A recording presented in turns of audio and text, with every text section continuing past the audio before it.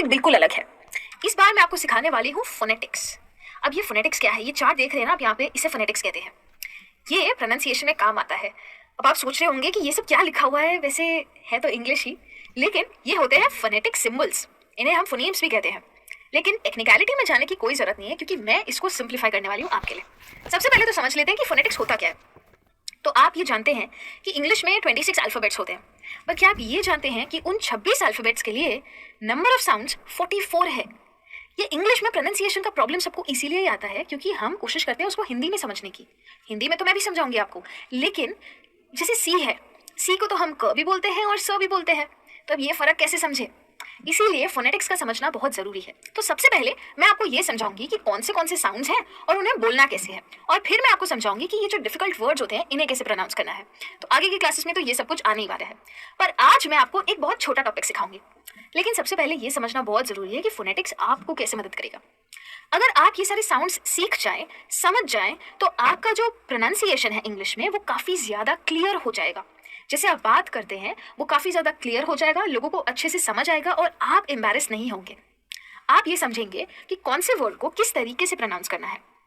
मैं सिंबल्स के डिटेल में आपके साथ नहीं जाऊंगी, चिंता मत कीजिए, लेकिन मैं आपको सिर्फ समझाऊंगी कि कौन से साउंड को कैसे बोला जाता है। कई बार हमसे ये गलती हो जाती है कि हम शिप के बदले शीप बोल देते हैं और सिट के बदले सीट बोल देते हैं। ये सब गलतियां इसीलिए होती है क्योंकि हम फोनेटिक्स नहीं जानते, यानी कि साउंड्स को नहीं जानते। तो स्पेलिंग देख के कैसे प्रोनाउंस करना है वो भी मैं आपको सिखाऊंगी। सबसे पहले बात करते हैं वावल्स की।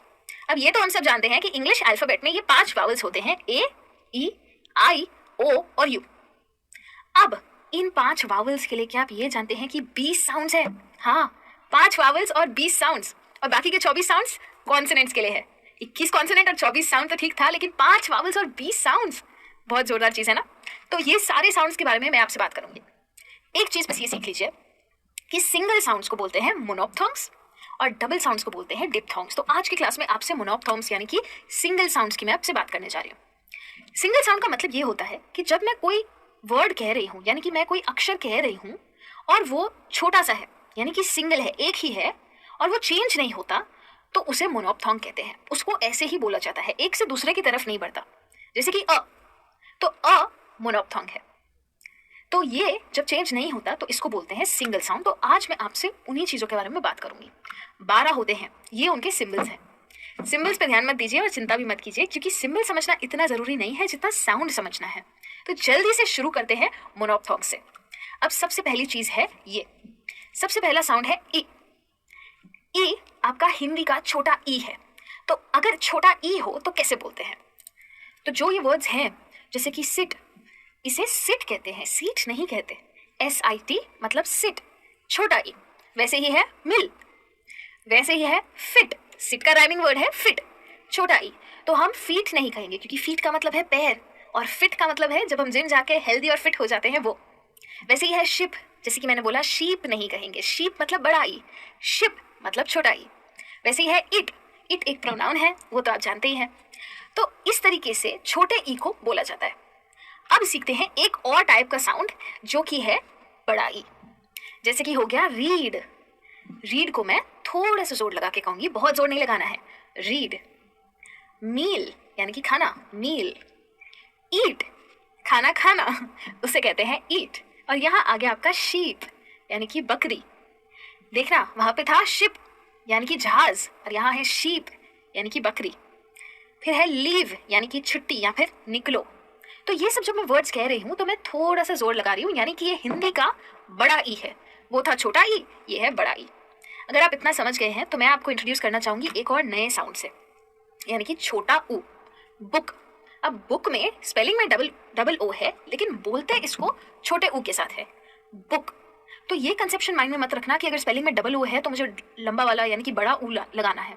इसका प्रोनाउंसिएशन जैसे बुक और लुक है, उसका छोटे ऊ के साथ होता है। ऐसे भी वर्ड्स होते हैं जिसमें डबल ओ हो, लेकिन उसका प्रोनाउंसिएशन बड़े ऊ के साथ आता है। उसकी तरफ भी मैं बढ़ूंगी बहुत जल्दी। फिर ऐसे वर्ड्स हैं फुल, गुड, शुड। ध्यान से देखिए, जो मैंने अंडरलाइन किया है वो है छोटा ऊ, ब ओ क, बुक। श ओ ड, शुड, ये हो गया छोटा ऊ। जैसे छोटा ऊ होता है वैसे बड़ा ऊ भी होता है। अब यहाँ पे आ गए ऐसे वर्ड्स जिसमें डबल ओ है, लेकिन ये बड़े ऊ के साथ बोले जाते हैं, यानी कि too, school, moon, shoot, root, इन सब में डबल ओ है और मैं इन सब में ऊ की बड़ी मात्रा लगाती हूँ। कब कौन सी लगानी है वो मैं आपको ज़रूर सिखाऊंगी, लेकिन अभी के लिए मैं आपको साउंड सिखा रही हूँ कि ये इंग्लिश में हिंदी जैसे काफ़ी सारे साउंड्स है। एग्जैक्ट सेम नहीं है लेकिन काफ़ी नज़दीकी है। तो ये था आपका चौथा साउंड। अभी तक आप छोटा ई, बड़ा ई, छोटा ऊ और बड़ा ऊ सीख चुके हैं। फिर बढ़ते हैं एक और पे, ये है ए, यानी कि पेन, डेस्क। देखिए ए यूज कर रही हूँ मैं, E, pen, desk, help, bed, men. तो मेरा जो ए है वो बहुत छोटा है। इसे मोनोऑप्थॉन्ग इसीलिए कहते हैं क्योंकि ये ए पे खत्म हो जाता है, ये आगे बढ़ता ही नहीं है। इतना छोटा सा अक्षर है इसीलिए इसको सिंगल साउंड कहते हैं। इसके साथ कोई और साउंड नहीं है, बस ए और खत्म। अब अगर ए समझ में आ गया है तो आगे बढ़ सकते हैं एक और साउंड की तरफ। ये थोड़ा सा अलग है, मैन, यानी कि ए, बड़ा ए। यहाँ पे बड़ा ए भी होता है, हिंदी में शायद ना हो। हिंदी में ए और आई होता है, यहाँ पे वो नहीं है। यहाँ पे आई अलग जगह पे आता है, यहाँ पे ए और ए है। तो मैन, बैड, कैंसिल, कैट और फैट। वहां पे क्या था, मेन, और यहाँ क्या है, मैन। वो ए था, ये ए है। अगर इतना क्लियर है तो 6 साउंड आप सीख चुके हैं। काफी जल्दी जल्दी सीख रहे हैं आप। आपने सीखा है छोटा ई, बड़ा ई, छोटा ऊ, बड़ा ऊ, ए और ए। अगर आपको ये समझ में आ गया है तो मैं आगे बढ़ सकती हूँ एक और साउंड की तरफ, और वो है ओ, शॉर्ट, पॉट। देखिए मैं कैसे बात कर रही हूँ, O, short, pot, fox, on. On से अच्छा एग्जाम्पल कोई नहीं हो सकता क्योंकि मैं इसमें कहती हूँ ओ, ऑन, फ्रॉम। तो ये है ओ, यानी कि ओ, इसको कहते हैं ओ, शॉर्ट, ऑन। तो मैं अपना मुंह थोड़ा लंबा करके खोलती हूं, तब मैं बोलती हूं ऑन। कई लोग फ्रॉम को फ्रम कहते हैं, फ्रम नहीं कहना चाहिए, फ्रॉम ही कहना चाहिए। अभी तक यही प्रोनाउंसिएशन चल रहा है इंग्लिश में। पॉट, फ्रॉम, ऑम, इसीलिए ये हो गया ओ। जैसे ये ओ होता है वैसे ओ भी होता है, जैसे कि पोर्ट, कॉल। यहाँ का ओ अलग है, अल्फाबेट पे मत जाइएगा, मैं कह रही हूं ओ, और ये ओ से अलग है, वो था ऑन, ये है ऑल्सो, ऑल्सो, ऑल्सो, वो है और न। ये है पोर्ट, कॉल, ऑल्सो, वॉर। देखिए WAR है लेकिन कहते कैसे हैं, वॉर, वार्म। तो वार्म, इसमें भी मैं ओ लगाती हूँ। काफी सारे वर्ड्स ऐसे हैं जिसमें ए लग रहा है लेकिन ए का मतलब ये नहीं है कि मैं उसको अ की तरह प्रोनाउंस करूँ, उसका मतलब है ओ। Warm, war. तो ये थोड़ा सा पिछले वाले से लंबा जाता है, वो वाला ओ था, ये ओ है। तो इसमें भी छोटे बड़े हैं। अब ये चीज़ हिंदी में पॉसिबल नहीं है, हिंदी में कुछ अलग होते हैं, इसलिए हर चीज़ का हिंदी सिनोनिम होना पॉसिबल नहीं है। लेकिन अगर आपको साउंड समझ में आ जाएगा तो आपको प्रोनाउंसिएशन करना समझ में आ जाएगा। फिर आते हैं इजी वाले पे। अमेरिका, अबाउट, ये क्या है, अ। ये अ छोटा है, जैसे मैं बोलती हूँ अस, तो अ को बोलने में बहुत देर नहीं लगती, तो ये अस, अ, खत्म। America, about, teacher, abroad. तो ये सब छोटे छोटे अ है, अब्रॉड, अब्रॉड। इसलिए ये अ को कहते हैं सिंगल साउंड, यानी कि मोनोऑप्थॉन्ग। ये छोटा अ है, बड़ा अ भी होता है। ये छोटा अ था। अब एक और सीखते हैं, कप। यहाँ पे ध्यान दीजिएगा, थोड़ा ऊपर ले जाना है सुर को, अ, यानी कि cup, cut, come, much, but.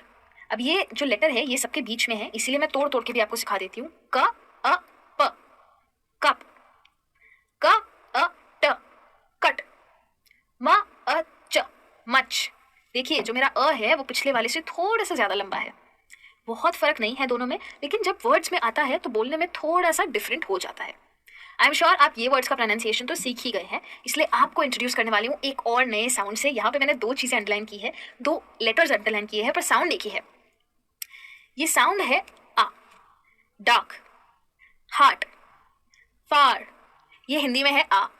ये बहुत ही इजी साउंड है आपके लिए क्योंकि इसका हिंदी में साउंड है। स्मार्ट, आस्क, आर पे मत ध्यान दीजिएगा, आ पे ध्यान दीजिएगा। डार्क, जैसे हम डाक पोस्ट ऑफिस कहते हैं ना हिंदी में, ये डाक को वैसे ही प्रोनाउंस किया जाता है। इसका जो आर होता है उसका आवाज़ बहुत कम होता है, और अंग्रेज को तो अंग्रेज जब बोलते हैं तब तो आर सुनाई ही नहीं देता है। Dark, heart. हम लोग यहाँ पे कई लोग हार्ट को बहुत गलत प्रोनाउंस करते हैं, हम हार्ट कहते हैं जहाँ आर बहुत ज़्यादा होता है। हार्ट भी कहते हैं कई लोग, अलग अलग जगह से होते हैं इसलिए प्रोनाउंसिएशन चेंज हो जाता है, लेकिन ये ध्यान रखना है कि इसको कहते हैं हार्ट।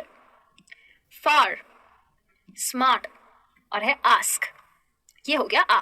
आपने छोटा अ भी सीखा, लंबा अ भी सीखा और आ भी सीखा। तो इंग्लिश में ये फर्क है, आपने ई और ई सीखा, ऊ और ऊ सीखा, ओ और ओ सीखा, यहाँ पे आई नहीं था। अ अ आ, ये तीन भी आपने सीख लिया, मतलब काफी सारे साउंड्स तो आप सीख चुके हैं। और इसके अलावा और भी साउंड्स हैं, जैसे कि ये वाला है हर, वर्क। ये साउंड कौन सा है, अ का है या आर का है? 2 मिनट सोचिए, क्योंकि अ का साउंड तो मैं आपको सिखा चुकी हूँ। ये है हर, वर्क। ये आर जो है ना, इसको ये मत सोचिएगा कि आर जो लेटर है वो कॉन्सोनेंट में जाता है तो क्यों यहाँ पे वावल में है। ये जो है आर, एक्चुअल इंग्लिश में ये आर को बहुत ही शांति से, बहुत ही धीरे से प्रोनाउंस किया जाता है। मैंने जैसे कि कहा, जब अंग्रेज लोग वाटर कहते हैं तो हमें उनका आर सुनाई ही नहीं देता, वो लोग कहेंगे वाटर। तो जो आर होता है वो कहीं यहाँ अटकता है, रुकता है, इसीलिए उसको सिंगल साउंड में गिनते हैं। र अलग होता है, ये र है। हर, वर्क, अकर, बर्ड, वर्ड। जब आप ये सारे वर्ड्स प्रोनाउंस करें जिसमें ई आ रहा है, यू आ रहा है, ओ आ रहा है, तो ये चीज़ का बहुत ध्यान रखना। आर जब बीच में होता है ना, किसी शब्द के बीच में होता है, तो वो आर का जो साउंड होता है, जैसे अभी डार्क में हमने देखा कि आर का जो साउंड है वो बहुत ही कम है, इसलिए ये हो जाता है ऐसा साउंड हो जाता है। तो इसीलिए इसको सिंगल साउंड में गिनते हैं, क्योंकि ये 2 साउंड्स नहीं है, ये एक ही साउंड है, जैसे हो गया हर। तो ये चीज़ का बहुत ही ज़्यादा ध्यान रखिएगा। आज की क्लास में मैंने आपसे सिंगल साउंड्स की बात की है और देखते ही देखते आप 12 वावल साउंड सीख चुके हैं। सोचा नहीं था ना कि इतना इजी हो जाएगा। बहुत सारे वर्ड्स होते हैं सीखने के लिए मोनोप्थॉन्ग्स, और नाम पे मत जाइए, नाम उसका लंबा है लेकिन चीज़ बहुत ही आसान है। तो इंग्लिश के 44 साउंड्स में से 12 साउंड से तो आप इंट्रोड्यूस हो गए हैं, अब और साउंड्स बाकी है। तो अगले क्लास में जब मैं आपसे मिलूंगी तब मैं आपको और भी साउंड सिखाऊंगी, लेकिन उससे पहले अगर इन 12 साउंड्स के बारे में आपको कोई भी क्वेश्चंस या क्वेरीज है तो अगले क्लास में मैं आपको और वावल साउंड सिखाने वाली हूँ। इनको कहते हैं डिप्थोंग्स। डिप्थोंग्स इसीलिए कहते हैं क्योंकि ये 2 साउंड होते हैं। अभी जो मैंने आपको सिखाया वो 1 साउंड था। तो अगले क्लास में आपको ये सिखाने वाली हूँ। अगले क्लास में बहुत जल्द मिलूंगी डिप्थोंग्स को लेके। तब तक के लिए थैंक यू सो मच।